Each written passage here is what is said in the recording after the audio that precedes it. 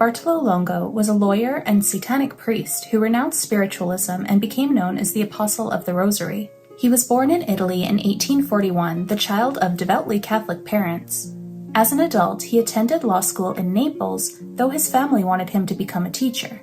His studies coincided with the Risorgimento, a nationalistic movement in Italy that challenged the power of the Church. Like many students at this time, Bartolo became drawn to spiritualism and witchcraft. He became a Satanic priest around this time, joining a Satanic cult, and this started a period of depression in his life. Feeling paranoid and anxious, he turned to an old friend, Vincenzo Pepe, for guidance. Vincenzo convinced Bartolo to abandon Satanism and introduced him to a Dominican friar, Alberto Radente. Father Alberto helped Bartolo develop a devotion to the Virgin Mary and the Rosary. Bartolo said, "I renounce spiritualism because it is nothing but a maze of error and falsehood." He became a Dominican tertiary, and he worked with the poor and the ill for 2 years while also keeping up his law practice. Eventually he moved to the village of Pompei, where he was to do legal work for Countess Mariana di Fusco. After his move, he said, "One day in the fields around Pompei, I recalled my former condition as a priest of Satan.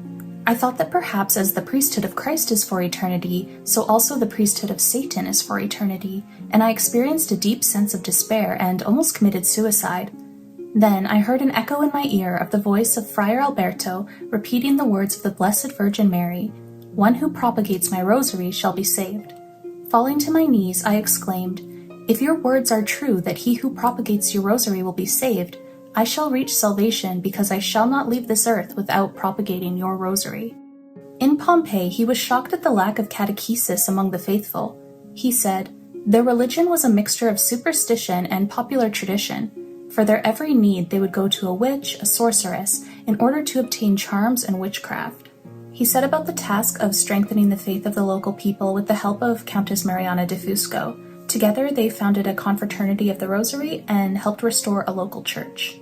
A nun named Concetta de la Talla gifted Bartolo with a painting she had been holding for his former mentor, Alberto Radente. Radente had purchased the painting at a junk shop, and Bartolo didn't like it at all. He described the figures as hideous and even said that it made St. Dominic look like a street idiot. He still accepted the painting, though, so that he wouldn't insult Concetta.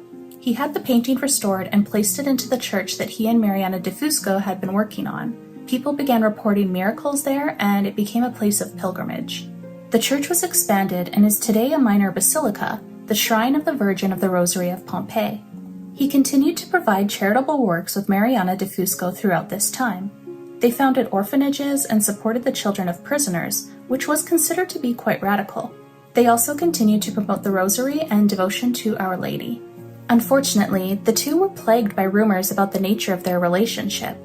Pope Leo XIII, who had developed a friendship with Bartolo, suggested that the two be married. They were married in 1885 and remained continent, i.e. they abstained from intercourse, while continuing to do charitable works. He received a papal knighthood for his work, becoming a Knight Grand Cross of the Equestrian Order of the Holy Sepulchre of Jerusalem. He continued to promote the Rosary and help the poor and vulnerable until his death on October 5, 1926. He was 85 years old. His spiritual writings were approved by theologians in 1939 and 1943. He was beatified in 1980 by Pope John Paul II, who called him the Apostle of the Rosary. He is considered a modern founder of the city of Pompei because the church that he founded attracted new families and industries into the once dead city. Bartolo will be canonized on October 19, 2025.